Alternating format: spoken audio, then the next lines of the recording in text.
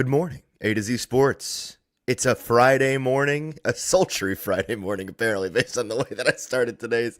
Well, I didn't know if it was a good morning kind of morning or if it was just a simple hello, good morning kind of Certainly, I morning. was expecting a little bit more energy on a Friday Well, morning. then, But how about a hey, little juice for you, JT? Let's thank rise you. and shine here on a Friday. We do have a big show. I'm really looking forward to today's show. I'm looking forward to doing it with you. He's JT Runke. I am Easton Freeze. It is a Phone It In Friday is still phonetically sound, so we'll rock and roll It with is. that alliteration.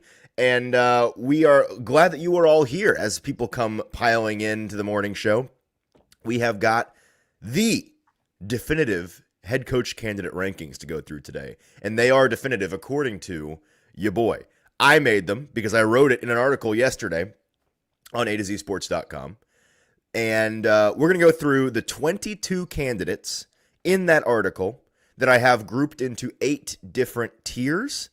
We will talk about where the lines of demarcation are between guys I'd be excited for and guys I'd be okay with. And then perhaps more importantly, guys I'd be okay with and guys that would make me actively angry. Because I think that's really the line to clear, right? As long as we are tall enough to ride the ride and get above the guys we'd actively be angry at bar, then the Tennessee Titans, don't have to be burned down to the ground.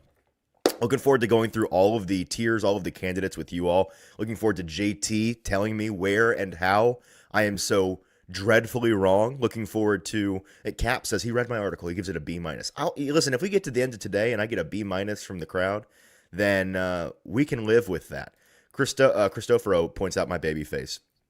I don't know if you experience this, JT, but as I maintain the beard that I typically maintain and keep it lined up below, lined up above on the jawline and whatnot, over time, sometimes those lines creep, and eventually you need kind of a hard reset because it's like it's gotten too low, and now it's messed up. I don't know if anybody relates to that at all, but I'd gotten to the point where I was like, let's just do a reset, and I am blessed with the ability to grow a pretty strong beard pretty quickly. So by Monday, by Tuesday, I'll be looking back to normal. But for now, I do feel like I have shown up without something this morning. I also might sound a little different because I have a sore throat. I don't know if I'm sick or not because I have felt fine, but I think it's just like a classic sore throat situation that I made some hot tea this morning for because JT, you've been with me at least once. I have PTSD in my brain from multiple years ago that Austin just sent me something I can't read on the internet. You saw it too. I did. There was a episode of the Hot Read podcast like 2 years ago where I, for the life of me, could not stop coughing. And you basically had to host the whole show. And every time I'd try to say something, I would have to disappear and you'd have to vamp again. And that's my own personal nightmare, is to have an hour where you just can't speak. So I'm prepared for that. That's good because we are going over your article that you wrote with all of your thoughts, and It'd be real hard. if I Wouldn't have it? to vamp for an hour on your rankings that you wrote, it would be a very interesting morning. But either way, we're gonna get through it on this Friday morning with all of you guys. Happy Friday! Good morning to all of you guys in the chat here. Good to see all of you guys. Eric says happy eyebrow Friday. I guess we have some strong eyebrows this You and I morning. do have strong eyebrows. That is a defining Scott characteristic. says good morning, Rooney. Good morning, everyone. Tighten up. Tighten, not a phone it in Friday, but Titans Kyle's calling it a flatulent Friday, which I think is pretty funny. Sure. But, Gareth says hello from the UK. Thank God for snow days. So snow day in the UK. hello. Jeff That's not says very I'm common, back I don't for think, today. well, I Did guess it y'all depends on the miss me? part of the country.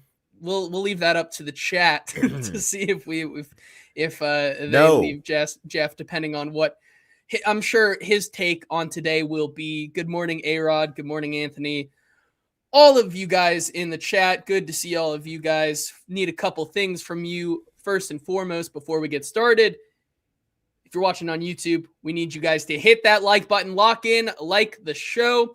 It goes a heck of a long way for us in the algorithm, all the things that we do not understand above that put this show on as many Titans feeds as possible. We need you guys to do that. So hit the like button. Make sure you're also subscribed on the YouTube so you don't miss out on any of our videos. And if you're watching on Facebook, we appreciate you watching over there. Hit that like button. Make sure you've also liked the page and share the show with a friend. Hit that share button in the bottom right corner and share the show with a Titans fan in your life so that we can get going. And with that, Easton, I think we're ready to get rolling. All right, let's rock and roll. Welcome into the AtoZSports Morning Show live on a Friday morning. We are powered, of course, by, as you can see on my hat, BTA Sports. Every weekday morning at 8:10 Central Time, we are streaming live on Facebook, YouTube, and Twitch. Our links are tweeted out segment by segment on our Twitter feed at AtoZSports, so follow us there. Follow us on Instagram and TikTok as well at AtoZSports for more Titans coverage. And follow us on Google with the link that JT is about to send in the chat if you would help me out on that, JT. We need you to follow us on Google, which is a thing you can do. It is free and it is helpful for you because it's going to get more of the sources that you want on your Google feed. It's going to help us because it's going to get our stuff in front of the people that want to see our stuff. So it is a mutually beneficial relationship. All you got to do is click that link and hit the follow button. We appreciate you all doing that real quick this morning for us. Got to thank our sponsors for making the show happen and helping out you all at home. Wilson County Hyundai. Make Wilson County Hyundai a part of your new car buying process in Lebanon or at wilsoncountyhyundai.com. The Bone and Joint Institute, the region's destination for comprehensive orthopedics and sports medicine, boneandjointtn.org. Barton Drury Insurance Group, customized solutions for all of your insurance needs, local and online at bartondrury.com. And Window Nation. Take advantage of January's Buy 4, Get 4 windows for free sale. You could get up to 0% interest financing for 2 years as well with our buddies over at Window Nation. So JT, before we dive into the tiers, let's talk big picture on the coaching search. A quick little update, I suppose, is in order because you may be wondering, where are these 22 names we're about to talk about coming from? They are coming from primarily the official list that is ongoing of Titans candidates that we know reportedly have been requested for interview, which has grown to, 12 names now, I believe? Mike McCarthy, his addition is the latest, which we'll get to that later. But I'm double checking. Where's my tracker? Here we go. Yes, we are up to 1, 2, 3, 4, 5, 6, 7, 8, 9, 10, 11, 12, 13 names on the list. Excuse me. I'm sure the person that I was writing off was Mike McCoy. 13 names on this list. The other names that we're going to talk about this morning are names that have not been announced as interviewees yet, but I wrote about last week in my prediction list of guys that I thought that they would interview, of which there are only a couple that aren't on this list. And then we're adding to it the handful of guys that have been fired and are getting interviews, the Stefanskis and Harbaughs and Raheem Morrises of the world. So there's 3 or 4 of those guys. That's what constitutes the group. You all yesterday morning, JT, we already knew about the Robert Saleh, Jeff Hafley, Arthur Smith grouping. Is that correct? Yes. Okay, so the only change since then is former Cowboys head coach Mike McCarthy, the 13th addition to the list. Well, that would make 14, right? Does it?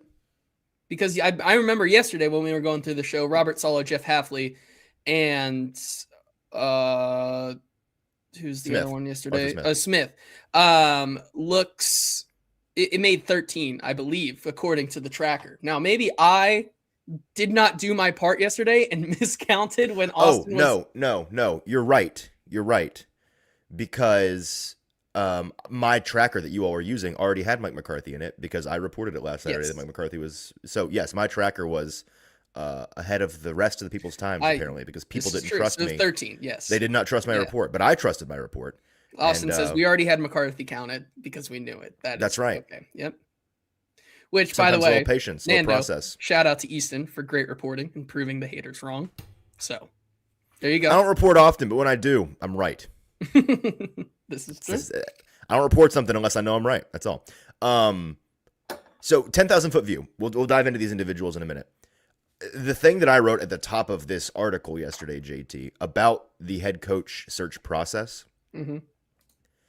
a little reflection. Like, I think the annual coaching carousel conversation that we have every single year is maybe the least substantive, most vibes-based discussion that we have on the NFL calendar.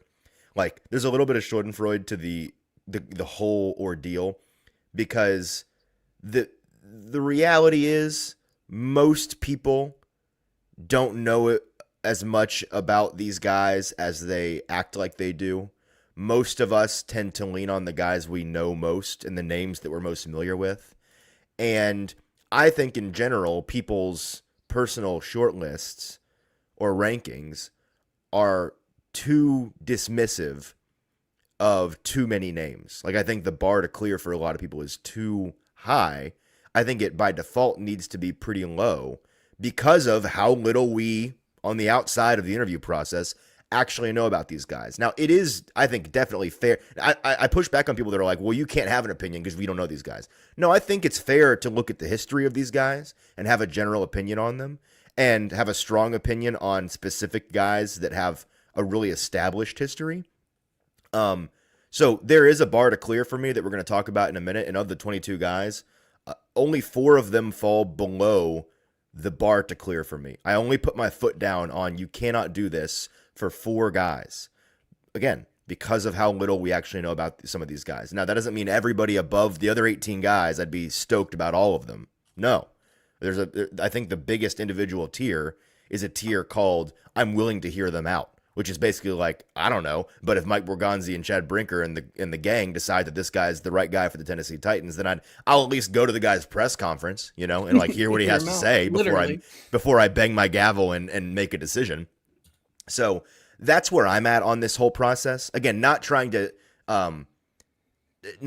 to discredit all of the discussion we're about to have about these guys, because I do think you can have an opinion without knowing them personally. But I think that people that have really strong opinions about, like, this guy would be an incredible coach and this guy would stink, generally speaking, you should probably pump the brakes. Absolutely. Our opinions are going to be just that, our opinions. And once again, as much as we think that because this coach is connected to this and this is connected to this is connected back to Mike Borgonzi and things like that, doesn't necessarily mean that that's going to be the right fit. And that's the most digging that you can really do. We don't really know what goes on behind in these, especially in these interviews, especially behind closed doors. You go back to the previous coaching cycle with Rand Carthon and all of them involved, in which, like, Brian Callahan was a nice candidate. He was an attractive candidate, but nobody thought that it was going to be like the must-have hot commodity on the market. Like, there was some interest from a bunch of teams, but when they don't let him out of the building, no one would have projected that to actually happen. And so you look at what these candidates are here, and with how the landscape is this year, it's going to be a little bit more of a drawn out process. We can only really rely on that historical data to influence our opinion, because at the end of the day, no matter who they hire, it's not going to be, we're not going to judge them on what they did previously. It's going to be judged on what they say now as a Tennessee Titans head coach, or what they do on the field, or what decisions they make. And so it's all about trying to find, in your opinion, the guy that is going to start off the best. And I think that is where a lot of these lists come from. What do they bring to the table that they can have an immediate impact with? Austin is yelling at us in our personal group chat that we have spent too long not talking about the rankings. So that means it's time to get to the rankings.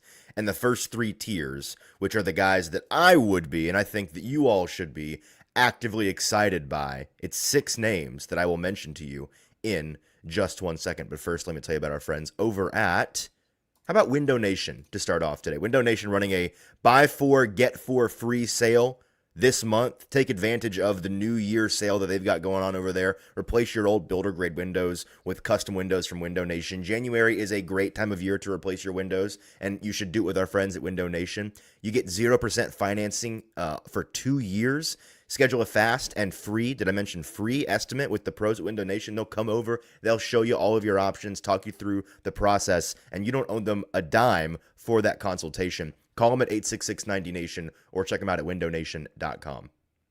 We're also powered by BTA Sports. BTA Sports is better for bettors. Use that code ATOZSports when you sign up using our link in the show description or right below on Facebook, right below the title, to get a 14-day free trial that extends basically through the first and second rounds of the playoffs. Then it's just $79.99 for the entire 2026 sports season after that, which is a heck of a deal because you get MLB baseball. You're going to get all 18 weeks of NFL football included in that $79.99 price. It's no better time to get in with BTA Sports because they help us beat the books. They don't work for the books. They're helping us with their analytically backed data to get the edge on the books.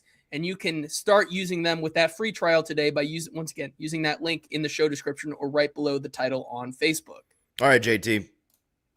Well, here's the list. These are the guys in my first 3 tiers. Tier 1 is labeled cartwheels in all caps. Tier 2 is exciting retreads. And Tier 3 is high caliber fresh faces. These 6 names are former Ravens head coach John Harbaugh, former Browns head coach Kevin Stefanski, 49ers defensive coordinator Robert Saleh, Packers defensive coordinator Jeff Hafley, Rams defensive coordinator Chris Shula, and Chargers defensive coordinator Jesse Minter. I want to talk through each of them and maybe what questions we have about each of them. But I think let's just out of the gate ask the question so we can get the chat involved. Our question being, looking at this grouping, what would you change from Easton's Titans coaching hires that would be celebrated group? Now, again, this is not the only guys that they can hire that you'd be okay with. The point of this first grouping of tiers is that these are the guys that if you woke up and picked up your phone and saw all of the insiders' notifications that the Titans have hired blank, you are actively excited. You are bullish about what they're going to do for the Tennessee Titans. Who belongs in this group that isn't?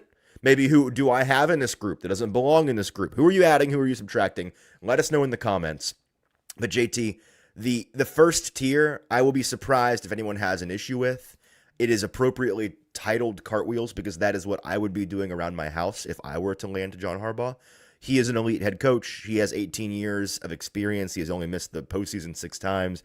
He has only missed the postseason twice in the past 8 years, including this year where he was a field goal away from making that only once in the past 8 years. He, of course, has a Super Bowl ring. He holds the NFL record for the most postseason road victories. He has a winning record in the postseason. He's played over 20, maybe close to 25 games in the postseason. He is such a proven commodity. I know we just got finished saying we shouldn't be certain on certain coaches, but when you've seen for almost your entire life, like I have, since I was 9 years old, I've been watching John Harbaugh win football games in the NFL.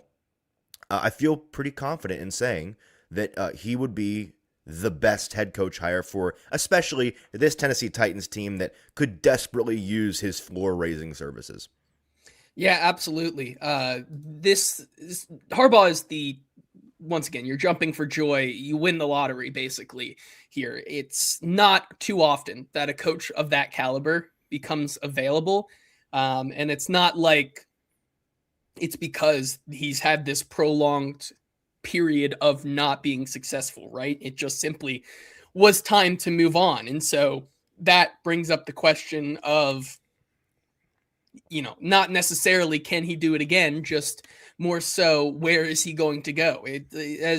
I really do like Austin's analogy of the Lane Kiffin of the NFL coaching cycle, which is like every team and more are going to be very much interested in a guy like John Harbaugh, and he can essentially pick wherever he wants to go. That's the type of caliber of coach he is. So you look at that list right there and saying cartwheels, it's even more than that. You're calling your lawyer and not telling your family because you just won the lottery. That's what the kind of coach is for John Harbaugh. From maybe, there have been questions about what he truly brings from an offense and defensive, scheme, X's and O schematics, which I think, you can maybe it's not the most refreshed system in the world, but what you can bank on with a guy like John Harbaugh is the culture that you are so desperately seeking for your young team with a young nucleus of players. You would instantly get a huge boost, and that would almost change overnight, in my opinion.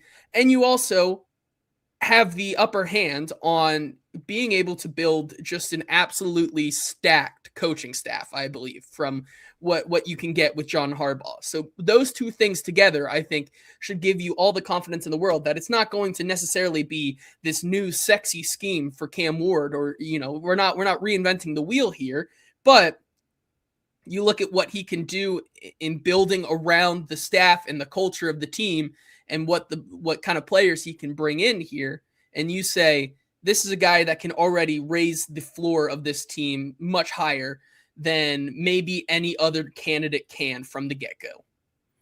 Before we get to the next couple of names on the list of the exciting retreads tier, which I have Kevin Stefanski and Robert Saleh in, I'm going to guess that these guys have some consternation in the chat. So I'll send you to the chat. Yeah, what are people saying about this list? It is very much the wild, wild west of Good. coaching takes this morning here, which we could take one by one and just kind of go through this because we are throwing it back and forth here. Joe kicks us off here and says, Cliff Kingsbury over Stefanski. Kevin gave up play calling 2 seasons in a row, so he believes that Cliff Kingsbury should be up there in a tier of exciting retreads.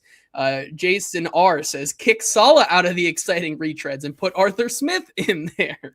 Right. Change Kevin Stefanski for McCarthy. Replace Stefanski with Cliff, and I'd move it to an A. Corey says, looks like every other team is considering Clint Kubiak besides us. We'll get to that. Art Smith, and he wants Belvis wants Art Smith to be in the exciting retreads, not in on Stefanski, says Hayden. Ira Hoshi also believe, but here's the opposite, right? Ira Hoshi believes Stefanski is ahead of Harbaugh there. All right.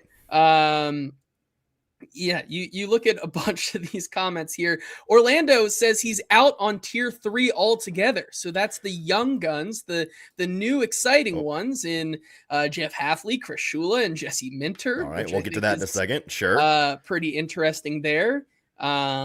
Eric says for him, he'd put Mike McDaniel, I guess, in what would be maybe tier 2, would be an exciting retread there since he just got fired.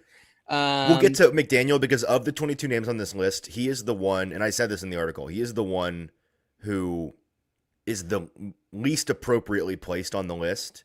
I had made these tiers literally before he got fired, so I had to shoehorn him into an existing tier, and it fits, but then you look at where he's on the list, you're like, really, that low?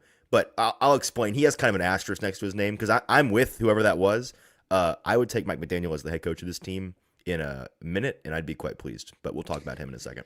Yeah, and here's the big thing, right? I think this is, once again, this is going to be the big topic of conversation today. McCarthy and exciting retreads, but also Braden comes in and says the 3 at the entirety of tier 3 over McCarthy is insane, he says. Okay, so really valuing the floor raising, obviously, because this is the conversation with McCarthy. It's the conversation with Harbaugh, I think, to an extent. All of these guys that are retreads, the downside argument is like, well, what's the ceiling there? You're gonna do what the Cowboys and the Ravens have done the past couple of years with those guys, where it's like you win 10, 11, 12 games, you get to the playoffs, and there's an infuriating game management mistake that's made, or a personnel deployment decision that you can't believe. And it's like Derrick Henry's touched the ball twice in the fourth quarter, like that kind of thing. And then we're going to be furious with the coach. And I get that. I just think where we're at with the Tennessee Titans, that is so putting the cart before the horse. Like, can we get there first? I was about to say. Can we get to this team winning double-digit games every year? I think everybody would love. Well, I'm not going to say this because this probably brings up more trauma than it needs to. But, let's get to 10 wins. Maybe then you guys can start talking about the heartbreaking mismanagement or whatever loss in a playoff. But let's get to the 10 wins. I agree. Let's get to there first before we even talk about the downside of that. What's your opinion on Stefanski? I go back and forth on Kevin Stefanski. Okay. I think there is... So you're a squish. Okay. Well, can I please state my argument before I get called a squish? After I insult you, yes, you can. Go okay. I think the pros and cons, once again, a floor raiser. I think he's somebody who brings a new perspective. He's a guy that's done it before, obviously. So that brings the experience. There's also something to be said that he had before the Deshaun Watson bomb that entirely destroyed that franchise. Mm-hmm. He won coach of the year. I mean, he basically won coach of the year because he took a franchise that hadn't been to the playoffs in forever. Maybe I can't remember the last time they went to the playoffs. Probably before me or you were born. I'll go look. And he takes the Browns to an exciting playoff year and continued to do that until, once again, I might add, the the team essentially destroyed any momentum that they had in trading all of those picks for Deshaun Watson. And that now is what Andrew Berry and Jeff Haslin and all of them need to do now, is fix that. So like you have some good precedent, because if you believe that, that the real reason why he's out is because that the Browns did Brown things that were out of his control. That's the good side of it. The downside is I hear the concerns of giving up play calling twice in 2 years. Mm-hmm. Ever since Baker Mayfield had that shoulder injury and you get Deshaun Watson in there, you now have Shadur Sanders and Dylan Gabriel this year, both like very in the negative of EPA per drop back and all of these advanced metrics. I don't remember this, and maybe you do off the top of your head. I don't believe that Stefanski was the play caller when Joe Flacco went on that Linsanity run. I may be wrong, but it feels narratively he was, I think, because he gave up play calling in 24 and then again in 25. But in 23 was the coach of the year win with Flacco at the end of the year. Gotcha. Flacco being the fifth of 5 starting quarterbacks that year, by the way. Right. So there is some turnover, but you look at the last 2 years and you look at what he's done with play calling and you say, there are some concerns there. I would say that's probably going to be a big part of the interview, right? Like what is your approach to play calling at your next job? How are you going to handle that? And how he handles that, I think, would either put him higher on the Titans list or lower, depending on his answer there. But like, that's the concern, right? That he comes in and he's yet another coach that this time has the previous head coaching experience, but still has the trouble calling the plays. I think there's a big difference when you're talking about retreads between guys who were complete failures to launch and guys who showed real promise but couldn't get over the hump. I think there's a big difference. And I think that there's no question about Kevin Stefanski being the latter, a guy that showed serious promise and ultimately failed to get over the hump with, let's be honest, folks, one of, if not the most incompetent franchise of my lifetime. I know JT's lifetime and probably most of our lifetimes. These Browns, the Stefanski Browns, played in 3 playoff games under his 6-year watch. Before that, they played in 2002, a playoff game, and they lost and went home. And then before that in 1994. So they've been to one other playoff in my lifetime besides when Kevin Stefanski was there. You may laugh at this and say that it is like cope or intangibly improvable, whatever. Like I think that if you take the Cleveland Browns to multiple double-digit win seasons, get a playoff win, and over a division rival, and do so with a trillion different quarterbacks, and notably in the middle of it all, working around the single greatest roster nuclear bomb to ever be detonated in maybe the history of the league. Maybe the history of the league, working around that at the most important position in the game. That to me is honestly as hard as like winning 2 Super Bowls in Kansas City. Like, I think that if I'm grading on a scale, I'm mostly kidding, but honestly, that is really hard to overstate. Yep. That most recent playoff season where they went 11-5, that was, again, I mentioned 5 different starting quarterbacks. They won 11 games with Deshaun Watson, Joe Flacco, PJ Walker, Dorian Thompson-Robinson, and Jeff Driscoll that year.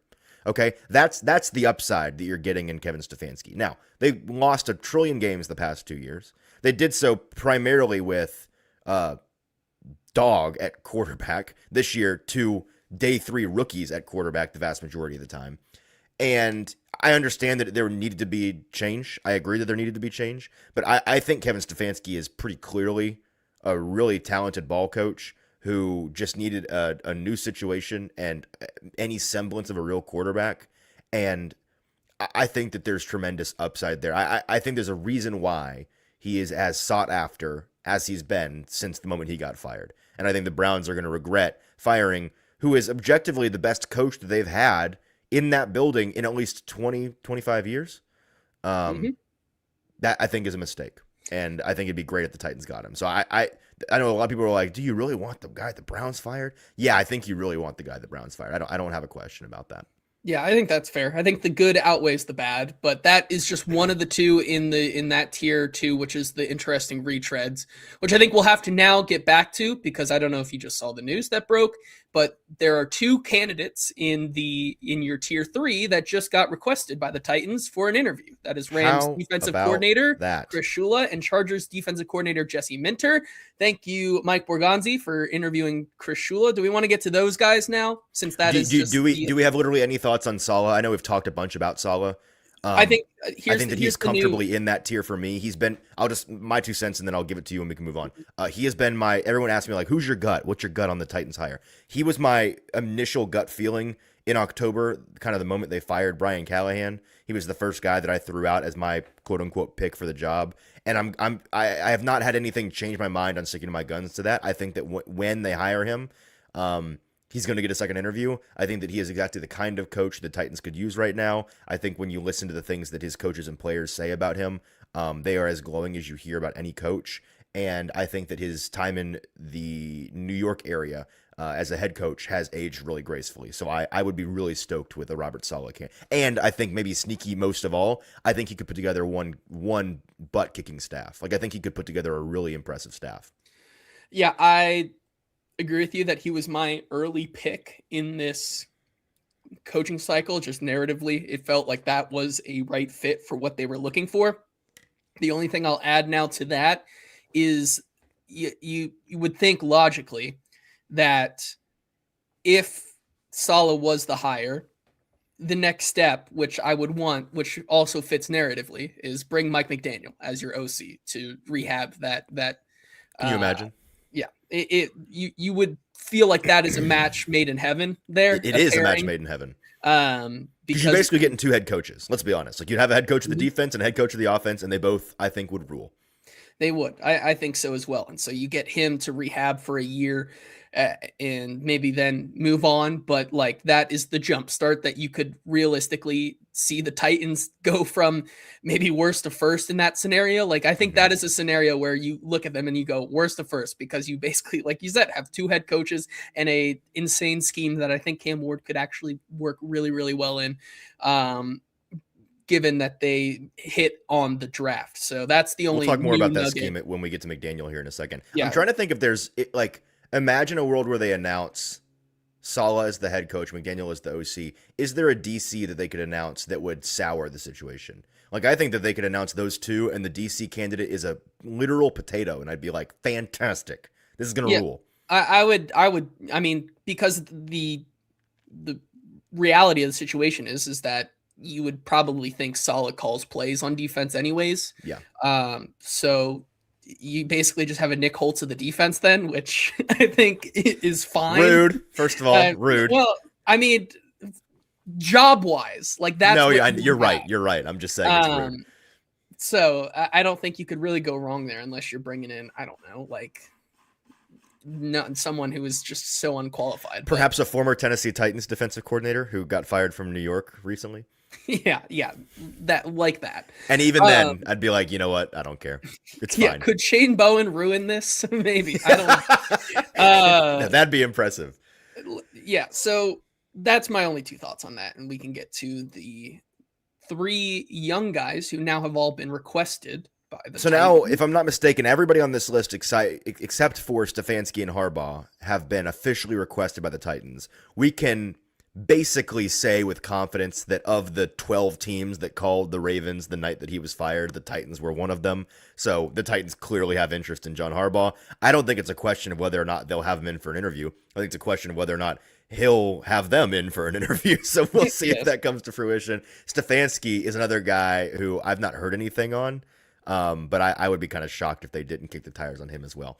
My initial report that we'll talk about with McCarthy here in a second from last Saturday was 5 names, and the actual stamp it, write it in stone report that I put out in that article was that Nagy and McCarthy would be getting official interviews, which of course is now the case. The other thing that I said, and I parsed it so I didn't say it with my chest. I won't claim full responsibility. I'll claim half credit on this. I said I feel confident going ahead and including Jeff Hafley, Chris Shula, and Robert Saleh in the group of guys that are definitely getting interviews. I didn't have it concrete, but I had it on pretty good accord that those guys would be getting interviews. And now all 5 of them have. And we can include as a 6-pack Jesse Minter, who this is kind of unfair, but just because they're both in LA and they're both young defensive coordinators without head coaching experience, Shula and Minter are kind of like different flavors of the same gum to me.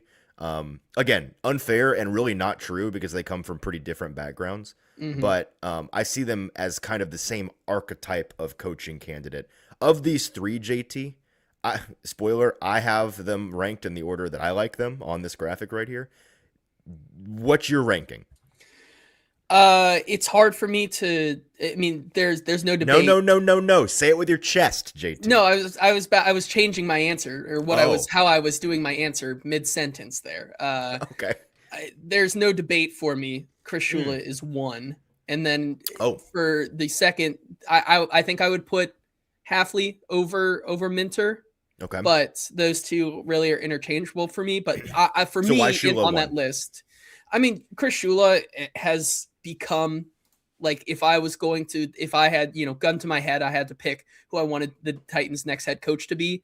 I'm fully on the Shula train. I am right there with the conductor driving this train. You're like the kids in the Polar Express, and they're like, they're in the coal room. That's JT. Yeah, that is me right now. We're getting through the caribou and going over the ice and whatnot. Caribou. I think Chris Shula, if there is one guy that has no head coaching experience, but is more ready than ever to jump in, who is also a young, still in the younger side of the coaching space. I think he's still below 40. He's young. It's Chris Shula. Can I put it this way and see if you'd agree? Of all of the candidates on this list, if there was a guy most likely to become the next Sean McVay, it's Chris Shula, which feels lazy because he's McVay's literal guy. Yeah, on the defensive side, fair enough. I would also argue that like Clint Kubiak, I've made the argument that Clint Kubiak is the last of the great play callers that may be available set that aside because we'll get to that in a second. I don't think we agree on this. Ooh, okay. But that's been a take that I've had for a while. Maybe Sam Darnold in this Seattle offense has maybe cooled that since I like it. Week 10 or 11. You need to say it with your chest because if they go win the Super Bowl, then you can puff it out. But also if they go and do the Darnold thing, then I'm going to make fun of you. So it's fair enough. But yeah, Chris Shula, I think you get the best of both worlds. You get a young guy, first time. For the Titans, I also think that first time head coach, if you can save a little bit of money on the coaching contract, I think. All right, Amy. All right. I think that's also a win. Penny there. Pincher, relax. Exactly. I mean, you are stating your case to Amy Adams Strunk to say yes. Like all of these things go into it's a selling point. Shula, you're right. Because people are asking like, what's so special about Chris Shula? Name me ever since Aaron Donald left one guy on that defensive on that defense. I'd be hard pressed. Name a guy. I'd be hard pressed for people to. I mean, maybe even 3 guys. I'd be hard pressed to find somebody to like give me. If you pay attention to the draft, they famously have a pair of Florida State boys up front that are pretty good. But like, and then they got a guy that every single time he's in prime time, they're like, "Did you know this guy can play the piano?" So there are a couple of guys of note. From like a layman's perspective, like I don't know if like outside of Jared Verse, you can really say who else is on that defense. I think the next most likely guy is Kobe Turner, and it has more to do with the fact that he likes music and social media than it does with his play. But the major point here is that for 3 years now, ever since Aaron Donald, D. Reed kind of got you on this. Okay. I mean, he's barely a starter. But here's the thing. Last I saw, he was failing to hawk down a guy that ran for 70 yards. They have continued to find diamonds in the rough and create a young defense that gets more out of less every single year. I think he's put together a heck of a defense the past couple of years without having superstars. You don't have a Micah Parsons on there. You don't have an Aaron Donald. You don't have a Max Crosby. You don't have these shutdown corners. You don't have a Jalen Ramsey. Like, you don't have any of those same pieces from a Rams Super Bowl run. You have young guys, and they've built a young nucleus that is ferocious, that gets after them. I think he also would bring that type of Rams culture to your team to build. I think he's one of the guys that could also be an instant floor raiser with the type of culture that he can bring. And I think he also is talented enough to be a head coach while also calling those plays. And not to mention, I think he can build one heck of a staff. I sent out a tweet yesterday that got a lot of people going, that you give me Shula with Morris and McDaniel as your coordinators, let's rock. I mean, let's get going. That is, I mean, if you tell me, if you tell me that that's you aren't in on a Shula, Raheem Morris, Mike McDaniel, yeah, this is true. Very, very true. If you tell me you're not in on that, I don't know what to tell you, because that is one of the easiest ways. That's the opposite perspective, right? That is one way that you can look at that team and be like, they're going to bring a totally different look schematically, while also probably having a bump in the culture. They also have a flat Stanley, for the record. Yeah. I agree. I'm going to let that stand on its own. That's the elevator pitch on Chris Shula. Can I give the elevator pitch on Jeff Hafley? Sure. When you listen to the thing, and he's only been with Green Bay for 2 years, when you listen to the things that his players and coaches say about him, again, I don't have this would be a 4-hour episode if we had a bunch of examples to play for you all, but just go search it on Twitter and sort by video and then listen to stuff. He is somebody that clearly relates to his players, which I think is important for what the Titans are looking for. I think that's an important culture building element of this. I also think that of the guys that are new to head coaching, you're kind of stealing a little bit of experience with him, because he was the head coach of Boston College in college for 4 years.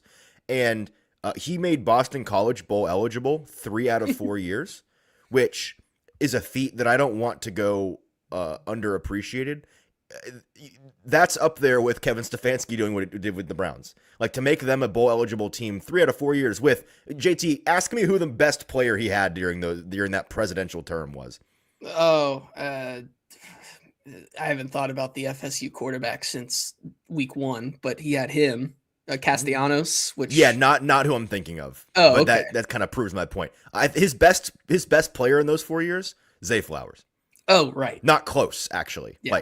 And in terms of, if you just go sort by draft, where guys went in the draft, again, not close. It's Zay Flowers. So if you're doing that at Boston College with Zay Flowers in the gang, then I think that you clearly know how to run a ship. And there's a reason why he's as popular as he is. I will point out also, important to the Titans, he was at one point the leader in the clubhouse of the Giants job, but now he is head coach 3 on their depth chart, which is good for the Titans because it means he's more likely to be available. Let's keep it moving here, because we've got a lot more ads to read and a lot more coaches to get to, and this is, I can already tell, going to be a double XL episode of the show, but we won't be here all day long. So let's move on to the guy. Actually, did anybody want to speak on behalf of Jesse Minter? Anyone? It's kind of the same pitch as Shula to me. Mm-hmm. Has the pedigree. Shula has his McVay. Minter has his Harbaugh. He has run. I think the thing that sticks out to me most about those Chargers defenses is because he's done the same thing where it's wow, he's getting more out of less with this collection of talent.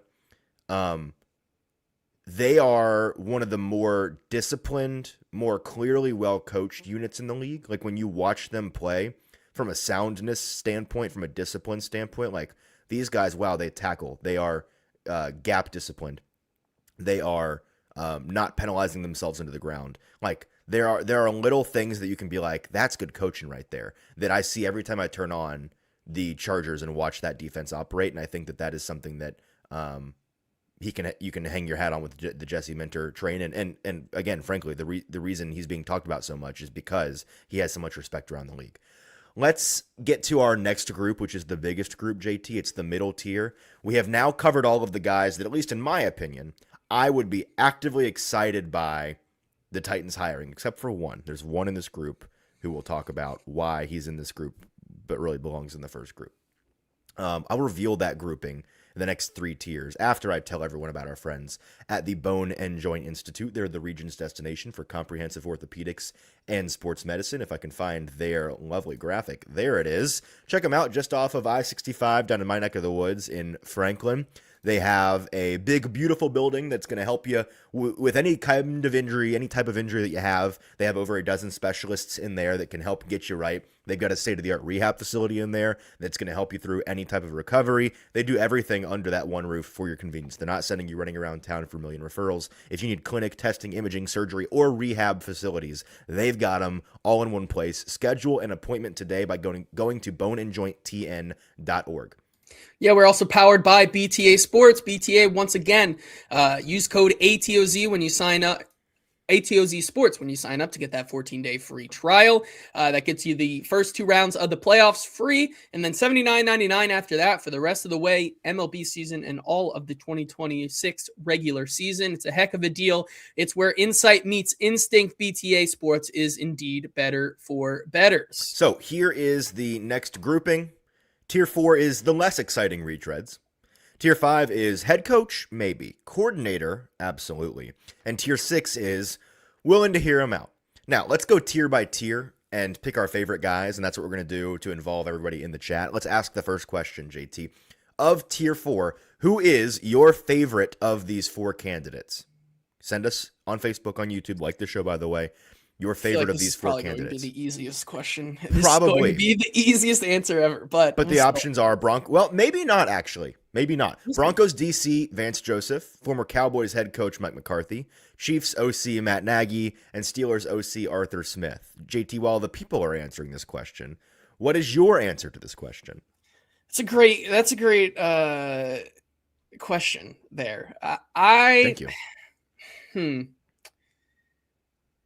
There's not, to be honest, a lot that excites me. Like, I like Mike McDaniel. I'm okay with Mike McCarthy. I think those would be interesting. I think both have their pros and cons. If I had to pick one here, I think I'm going with the chat. I'm gonna go Mike McCarthy, just because, like, if you're looking at this list and you're looking at all the guys up and down the list, he's the guy on here that I have the most faith in to once again kind of be like that Saleh and at least raise the floor on the culture and the standard from the first day he steps in the building. Wait, who are you talking about? McCarthy. Okay, just making sure. Like, he's going to raise the floor first and foremost the first day he steps in the building. And so from this list here, because Vance Joseph, he's been around. I just don't know if he has what he needs to be a head coach. Arthur Smith.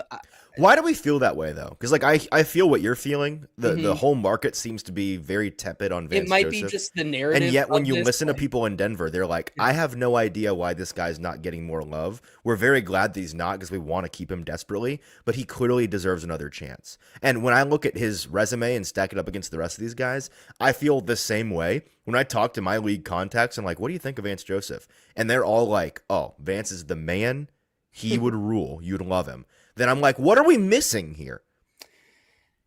I think the idea of Vance Joseph is much better than the practicality of Vance Joseph. Like, okay.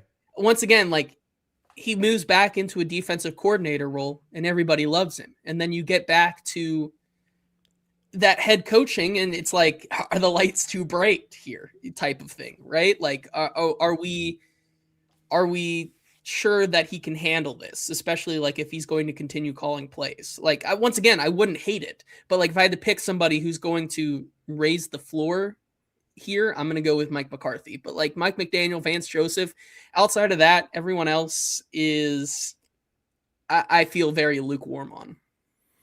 Okay. My answer for favorite tier 4 guy is the 2 guys that I have at the top. Vance Joseph and Mike McCarthy. Then there's a pretty clear split in the middle of that tier for me. I wouldn't hate any of these guys by any means, but McCarthy is a guy that I think would, just be the ultimate adult in the room. Like, no matter what you think of the guy, and he has made some real bozo decisions in the past, and he's a really questionable game manager, and it's questionable, frankly, how much he even relates to players of this era. and how galvanizing he is in terms of locker room culture. And yet, despite all of those questions, every year he just wins 10 or more games. Like, that's just what he does. It's what the man does. It's kind of undeniable at this point. And he clearly knows what it takes to win in the NFL and how to run a ship in the NFL. And so if the Titans want maybe besides John Harbaugh, I think McCarthy is honestly the surest thing on this entire list of a guy that's going to get you to a minimum of relevancy again, then that is a very safe pick to me. Vance, I think, has more of an upside just because the man has been the captain of the ship of one of, if not the best defense over the past 2 years. Now, he's got a lot of horses out there, pun intended, but that doesn't mean that he gets no credit, because I think a lot of the things they do defensively are schematically impressive. And again, just when I listen to people talk about him, I don't understand what we're missing. McCarthy, very, very quick victory lap on McCarthy, just because I did report that and people doubted me for a full week before that report finally came out yesterday that somebody had caught wind of the fact of when exactly the interview was happening. But I reported last Saturday that they would be interviewing McCarthy. And then many things on the, frankly, just the passage of time on the internet. Everybody's like, Easton said this and we're not seeing it. And then you saw another team, you saw the Giants request McCarthy and not the Titans. And everybody's like, well, I guess Easton was wrong. Easton was not wrong. And then Kaharski on the radio, who I want to be fair to, because if the roles were reversed, I would really want people to be fair to me in this regard. But like Kaharski's statement on 102.5 the other day was an informed opinion of his, not a report. This is not like we had dueling reports and I won the report battle. Hey, how about this? The Dolphins are hiring Packers VP of Player Personnel, John Eric Sullivan, Brinker's boy. You and I heard through back channels a couple of days ago that he was a very, very clear favorite to win that job. Yes. And so this is not surprising. I saw a tweet yesterday that someone took a picture of John Eric Sullivan and Troy Aikman at dinner together in Miami. And so I was like, oh, this is foregone conclusion. Yeah, that's right. Right. It happened so fast. Well, that'll just be an interesting thing to follow, because I think he's a very good candidate, and he was very nearly the GM of the Tennessee Titans. So, we'll keep an eye on that. But anyways, the McCarthy thing, what Kaharski said was that he had heard, and he didn't have it firmly enough to report it or anything, that maybe the relationship between he and Brinker wasn't great, and that maybe there wasn't a lot of interest there. I felt differently so strongly that I reported it based on what I had heard from both the Titans camp and the McCarthy camp. But what he said was an opinion. What I said was a report. My report was true. So I'm glad that it was, because that was going to really suck if it wasn't. Okay. What are people saying in the comments? We've given them more than enough time. What is their favorite of the tier 4 guys? Yeah, I can certainly try to go back up here. I mean, listen, it is there's a bunch of them, but Ira Hoshi says Art Smith, Clint Kubiak, Mike McCarthy. Well, Mike M could be Mike McDaniel or Mike McCarthy. I think I'm going to go Mike McCarthy. That's here. Smart. Diversify your options. Exactly. There. McDaniels, McCarthy, some love for Vance Joseph, McCarthy. Keelan says Smith or Joseph. Arthur Smith, obviously, says Johnny. Vance Joseph says Sharman. Caribbean Daniel also on the Vance Joseph train. McCarthy, Mike McCarthy, Mike McCarthy, Mike McCarthy, Mike McCarthy, Mike McCarthy. He has winning experience, which is exactly what the Titans need. D Dread says tier 4 is easily McCarthy. If the Titans hire Arthur Smith, I assume multiple people said no to the Titans head coaching job. Nero says Vance Joseph, McCarthy, Mike McCarthy all day. Mike McCarthy.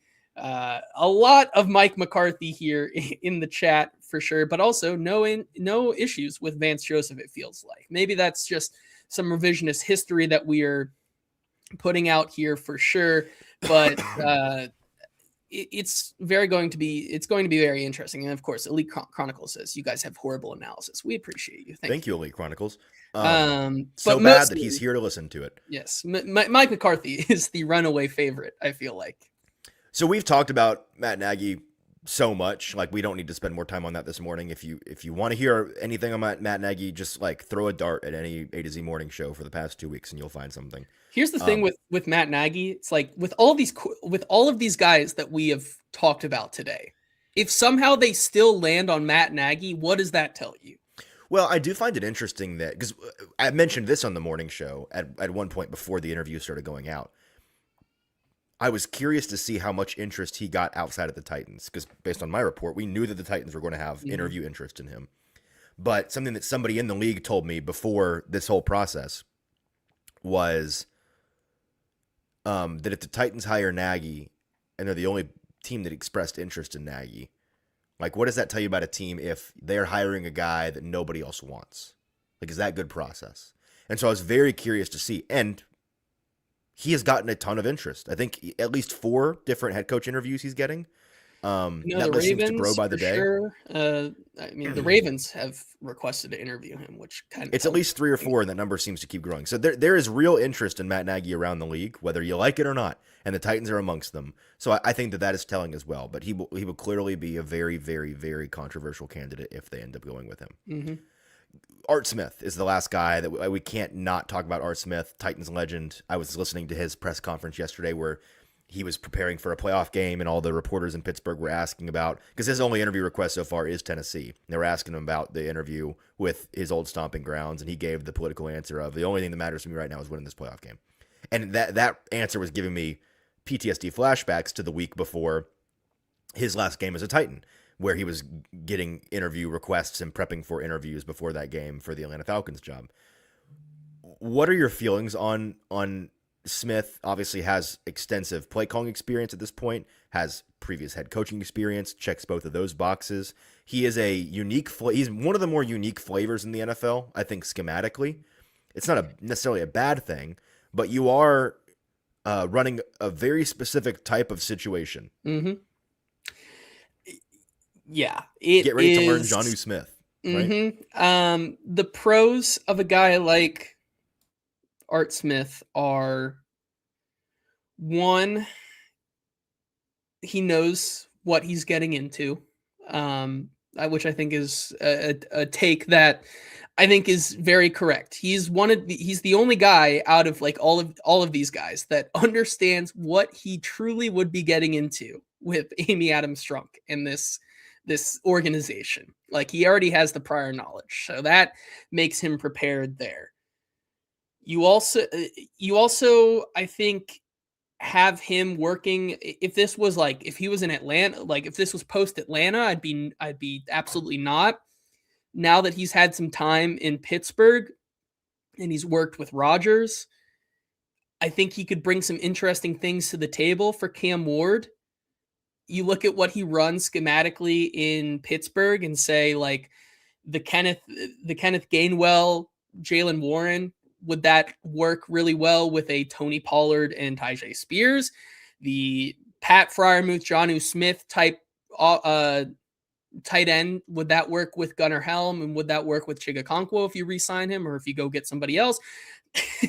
How funny would it be if they hired Art Smith and signed Kyle Pitts? What would that do? Would that destroy everything? Signed him just for Art to continue to not use him? Yes, right. Exactly. Bring him in here so I can bury him on the depth chart. It's not a needle mover for me. It doesn't get me super excited. I don't know if it exactly brings a culture like floor raiser that you are looking for in this coach. I don't know if it really does much for that. It doesn't get me excited for a floor raising culture fit, but I mean, it could bring some interesting things stylistically between what Aaron Rodgers does and what Cam Ward potentially could do. That's basically the outlook I have on him right now. Yep. I mean, listen, the last time he was here, he ran a really fantastic offense, had great success in Tennessee. He's got a lot of juice in Tennessee from the establishment. The Amy's and the Burks of the world love him. I think it's worth pointing out that everybody's like, oh, he's going to come back to Tennessee because everyone here knows him. Well, the reported list of people in the room for the interviews, all 5 of those guys were not here when Art Smith was here. So it wouldn't be anything close to a buddy hire if they hired him, unless you happen to believe that Amy Adams Strunk is the only person whose opinion matters in the room, which she's the ultimate opinion, obviously. But I guess you'd have to believe that she's just like telling them, no matter what, hire the guy that I like, which I don't think that that's happening. Let's move on to the next tier here, JT, and ask the chat once again for their favorite of tier 5, which is head coach, maybe, coordinator, absolutely. And this is maybe the group that is the most shoehorned in here in the middle. It's former Dolphins head coach Mike McDaniel, former Falcons head coach Raheem Morris, and former Commanders OC Cliff Kingsbury. So 3 guys that have recently been fired as head coaches, 2 that have literally just been fired as head coaches. They are all really respected minds on their side of the ball. I think the question with each of them, to varying degrees, is what kind of a overall head coach and leader are you? But the guy that is the least appropriately placed in the ultimate rankings for me is McDaniel. Again, had to slot him in here because this is obviously the like if you look at the titles of the tiers, this is the group that he clearly belongs in, and yet he would be the 7th guy that would get me truly excited if they hired him as a head coach. I would be even more excited if they managed to get him as an offensive coordinator. But I think that he's a very good ball coach. I think that a lot of the failures in Miami were Tua and roster construction based. I think that they were built to be the Golden State Warriors, chucking up threes, team speed and fragility that clearly doesn't work in the NFL in December. Even further maximized by the fact that they're the Miami team they're not cold hardened, and so every time they'd go to any playoff destination anywhere but Miami, which was every time they'd go to a playoff destination, they'd be all cold out there, and you could tell that they were all chilly, and that just exacerbated the situation. I don't think it's a McDaniel thing, and I think that he and Cam Ward would be really, really exciting running his wide zone shot play screen heavy offense. I'm imagining Chimere Dike running well schemed tunnel screens. I'm imagining taking shots down the middle of the field like Cam Ward wants to do. I'm imagining even players like Tajay Spears being maximized. Can Tajay Spears be your great value Devon Achane? I don't know, but that is the fever dream with Mike McDaniel. I would love him personally. He is at the top of my list here, JT. While people in the chat are answering with who their favorite of this group would be, who would your favorite be? For head coach, I'm going to be much like what your title says. I don't know if I'd like any of these guys as your head coach. Okay. Offensive coordinator or defensive coordinators, absolutely. If I had to pick one, I'm probably going with Kingsbury. I think he's learned. I think it's just too soon for Mike McDaniel, I think, to get another crack at it. I think there were some things that there was a lot of speculation down the line of like how that locker room culture was cultivated and how it was being maintained. And I don't know if you want to bring that guy in here, the funny guy who's going to be, more about the X's and O's than the guys in his locker room. I don't know if that's the guy you truly want as your next head coach when you need to get the culture fit right. And so that's what scares me about that. Maybe Cliff Kingsbury has learned a thing or two from that and can bring maybe a little bit of both to create the best of both worlds. But like, it's hard for me to say that either of them are really what I'd want in the next head coach. Z Wildcat says Raheem Morris he would pick. Hayden says McDaniel, head coach or OC, get that man scheming for Cam and Prosper. Kingsbury, Raheem Morris. McDaniel is OC. Austin thinks McDaniel should not be an option for head coach. No. Kingsbury, Mike McDaniel easily. He got screwed by Tua's limitation and health. Tall Texan says Kingsbury or bust in this tier. McDaniel could be spreadsheet guy at best. That's crazy. McDaniel at OC is what we need. Kingsbury, part of my sell on McDaniel is that would be dope. I agreed. I like him as a coordinator candidate so much that I would be willing to make him the head coach to make it happen. Like, that's honestly where I'm at on it. I also think that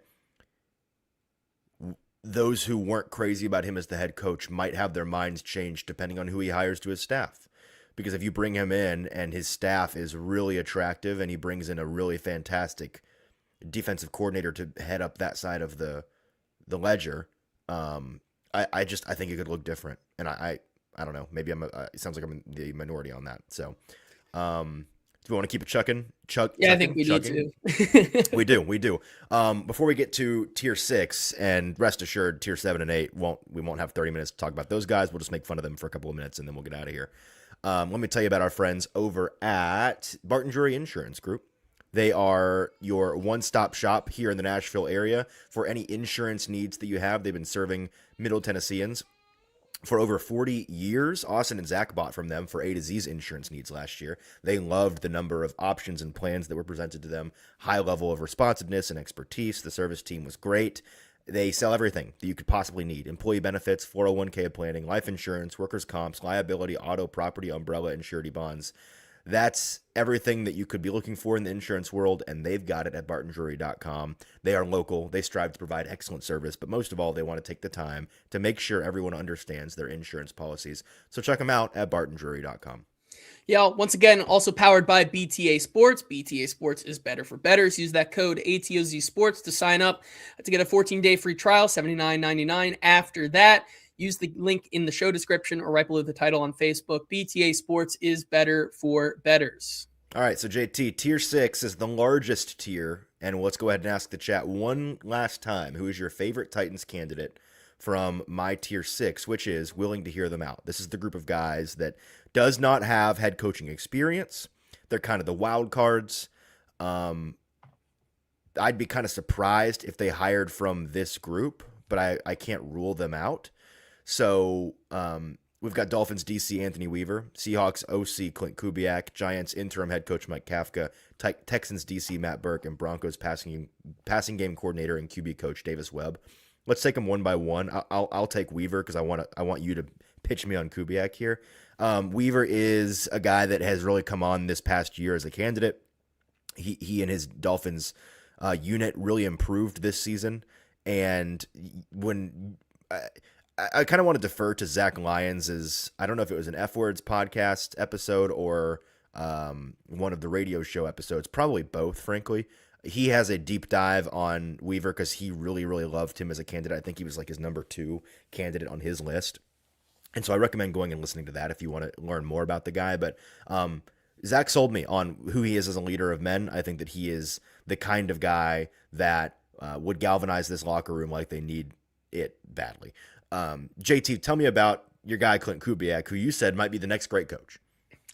He absolutely could be. Now, the conversation is he could be the next great coach, and yet I don't think he is a fit whatsoever for the Titans because, once again, it is another son of a great former NFL coach. Oh, a Nepo baby?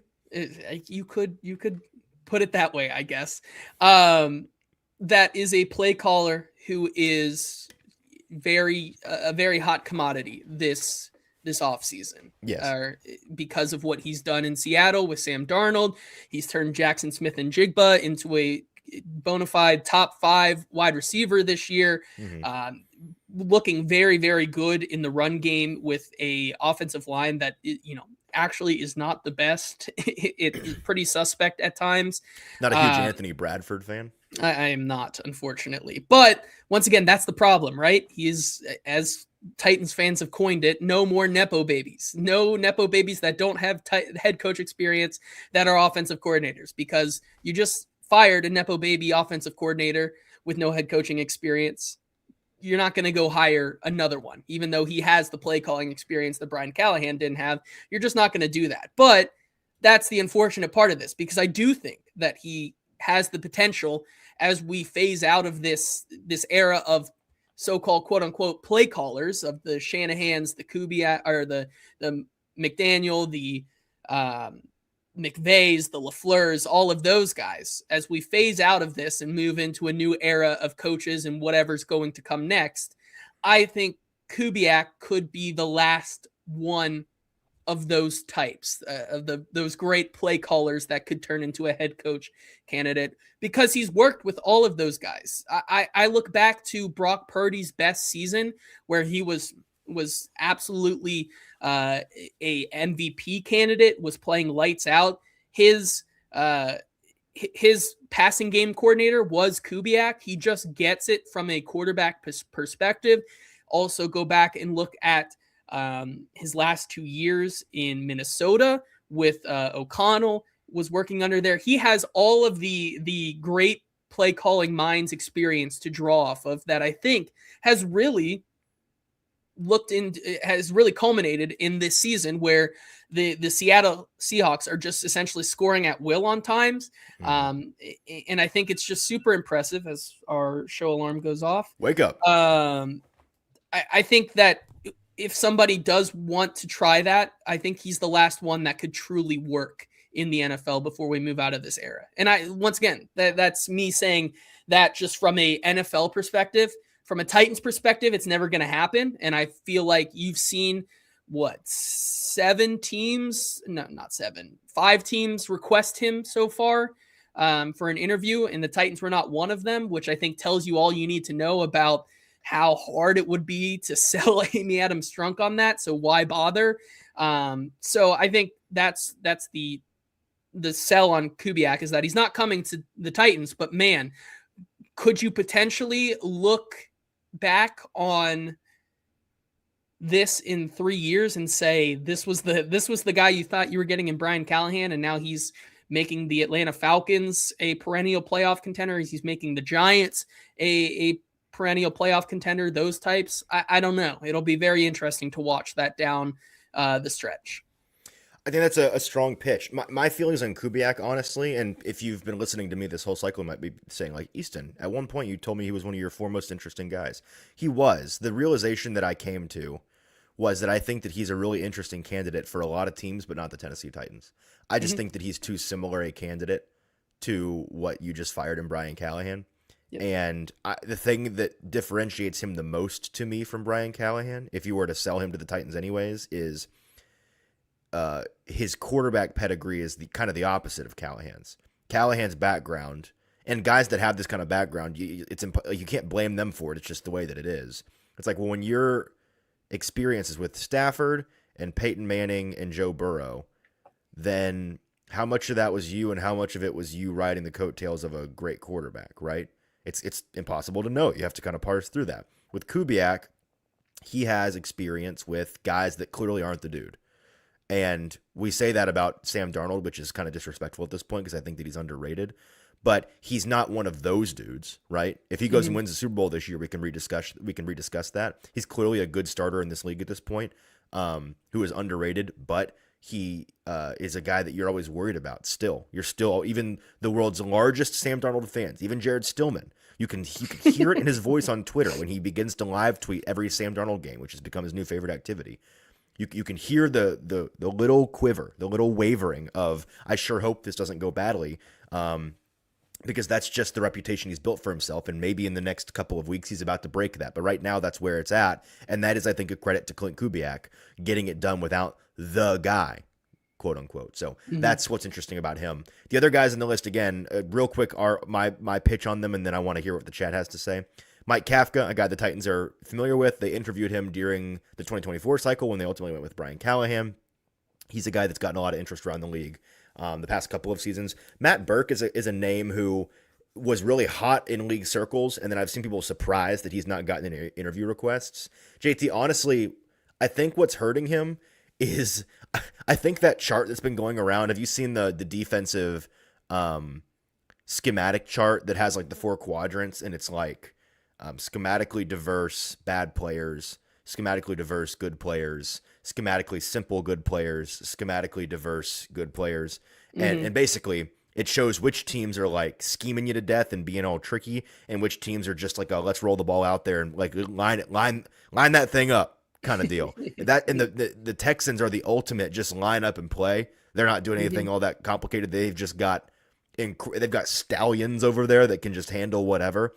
And I honestly think that chart is hurting Matt Burke, because everyone looks at that and goes, well, it's because they've got awesome players. And the coordinator's not doing anything. Now, he's been calling plays since week 4 this year for the Texans, and that defense has been incredible. So he deserves some of the credit.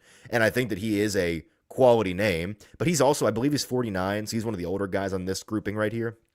And I wonder if people are just like, I don't know if head coaching is in his future. I'm not sure. And then the last guy is my wild card dart throw.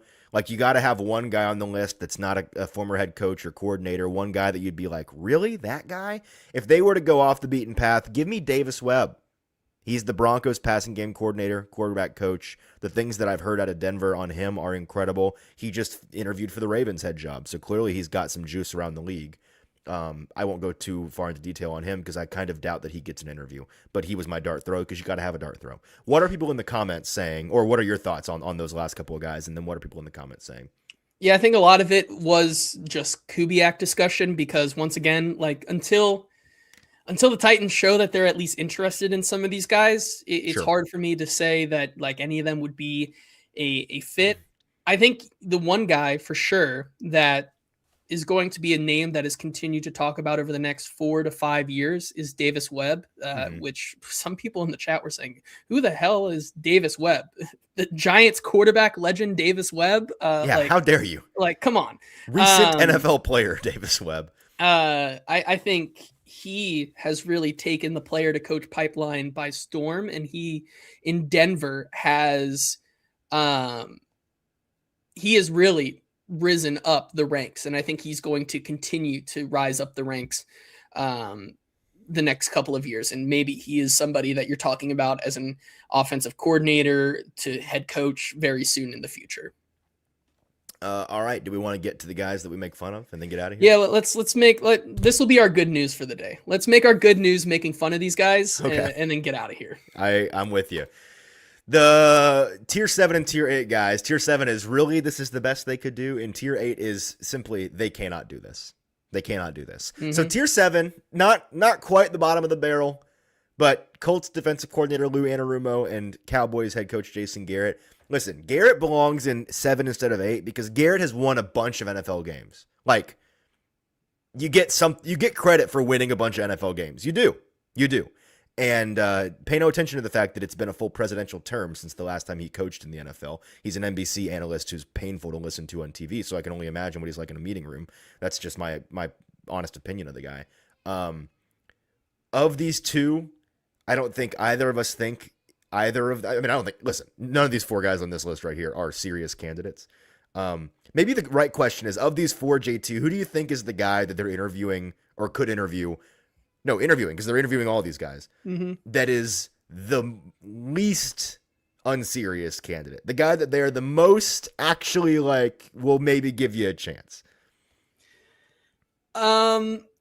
Maybe. See, I don't know. Probably Spagnuolo. Like I agree. Because you look at Mike McCoy, absolutely not. Jason Garrett, I don't know what this is. Lou, it's a favor. No, we do know what it is.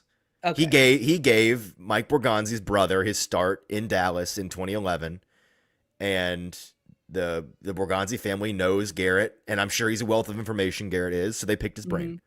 That's all it is. And then Lou Anarumo is also deeply unserious, not because I don't think he's a good defensive coordinator, but for a Titans team to go from the Bengals offensive coordinator to the Bengals defensive coordinator at that time would be so deeply unserious. There's a part of me that wants to just see what it would be like. Like, what would the reaction be to that sell job? It would be fire and ash on Broadway. But Steve Spagnuolo is the, I guess. Steve Spagnuolo is, I guess, the pick there, and I'm not crazy about that. You look at what he's done for Kansas City over the past couple of years, and I don't doubt that he is a wonderful defensive mind who has one of the best. It has gotten a lot out of diamonds in the rough, but like from a managing that on top of head coaching, we've seen how that's gone, and it's gone pretty poorly. And I don't think. Oh, do you mean the second worst win-loss record of any coach in the Super Bowl era who has coached at least 50 games? Yeah, it's just not. The last time he coached, it was a 3-year period of sadness and turmoil so great that the Rams picked up and moved to LA, which is not exactly how it happened, but like Stan Kroenke bought the team and said, we can't keep doing this, and then moved them all the way across the country. That's what happened. Yeah, so I'm just so out on all of those guys. He also, one last thing on him, who I think it's funny, we agree he is the most serious of those 4 candidates, and he is also, outside of McCoy, my least favorite of the 3 candidates, frankly, because of how poorly his first stint went. And also, he is If he's not 60, he's pushing 60. And more to the point, every year in Kansas City, I see headlines of like Steve Spagnuolo retirement rumors. So if are you really going to go hire a guy who every single year starts the clock on, is this guy even going to stick around? Like, what's the timeline on this guy being here? Even if he's a hit, is he going to be here for more than 3 or 4 years? They can't do that. So There we go. Let's put a bow on this by saying, of those 22 candidates, JT, as of January 9th, where we are now, what we know now, dart throw, gut feel, they're going to hire who? I'm up there in the coal room, firing the coal into the Chris Shula chain. I'm not gonna back down. All right, don't back down. I like it. I'm gonna go Chris Shula. I'll stick to my guns on Robert Saleh. Listen, so that's what I said. You know what? It's going to be neither of them because there are picks. So on that tweet yesterday, I said Chris Shula, Raheem Morris, Mike McDaniel. I would take Saleh McDaniel as a consolation prize. So it's one heck of a consolation prize. It is one heck of a consolation prize, and that's where I stand. Hey, shout out to our friends at Wilson County Hyundai before we get out of here, for sure. Indeed. Robert Payne, get you hooked up out there.